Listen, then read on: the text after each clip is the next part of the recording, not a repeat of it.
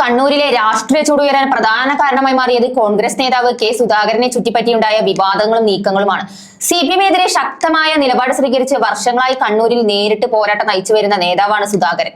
പ്രത്യേകിച്ച് communist party of ഇന്ത്യയോട് തുടർന്ന ഏറ്റുമുട്ടലുകൾ നടത്തി രാഷ്ട്രീയ രംഗത്ത് ശ്രദ്ധേയനായ സുധാകരൻ മറ്റു പല നേതാക്കളെക്കാൾ വ്യത്യസ്തമായി ആക്രമണമൽക രാഷ്ട്രീയ ശൈലി പിന്തുടരുവാനെന്ന പേരും സ്വന്തമാക്കിയിട്ടുണ്ട്. എന്നാൽ തിരഞ്ഞെടുപ്പിന് മുന്നോടിയായി കോൺഗ്രസ് പാർട്ടിക്കുള്ളിൽ നിന്നുണ്ടായ ചില നീക്കങ്ങൾ സുധാകരനെ നിരാശപ്പെടുത്തി എന്ന തരത്തിലുള്ള സൂചനകൾ പുറത്തു വന്നിരുന്നു. പാർട്ടിയോട് അകലം പാലിക്കുമെന്ന അഭ്യൂഹങ്ങളും ശക്തമായി പ്രചരിച്ചു.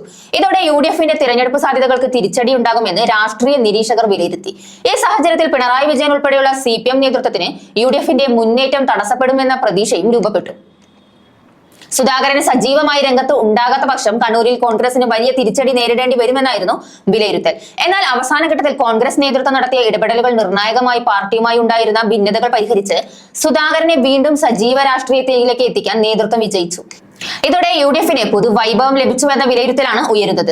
സുധാകരൻ വീണ്ടും ശക്തമായി രംഗത്ത് എത്തിയത് കണ്ണൂരിലെ തിരഞ്ഞെടുപ്പ് പോരാട്ടം കൂടുതൽ കടുപ്പമാക്കിയിരിക്കുകയാണ്. CPM-നും കോൺഗ്രസിനും ഇടയിൽ നേരിട്ടുള്ള ശക്തമായ ഏറ്റുമുട്ടലാണ് ഇനി പ്രതീക്ഷിക്കുന്നത്. എന്നാൽ സംസ്ഥാന തലത്തിൽ ചിത്രം ഇതുവരെ വ്യക്തമായിട്ടില്ല. ഭരണവിരുദ്ധ തരംഗം എത്രത്തോളം സ്വാധീനിക്കും, വോട്ടർമാരുടെ അന്തിമ വിധി എന്തായിരിക്കും എന്നതിൽ ഇപ്പോഴും അനിശ്ചിതത്വം തുടരുകയാണ്.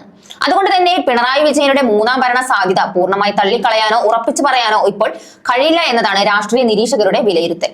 തിരഞ്ഞെടുപ്പ് ഫലം വരുന്നതുവരെ കണ്ണൂരിലെ ഈ രാഷ്ട്രീയ പോരാട്ടം സംസ്ഥാന രാഷ്ട്രീയത്തിന്റെ മുഖ്യ ആകർഷണമായി തുടരുമെന്നത് ഉറപ്പാണ്.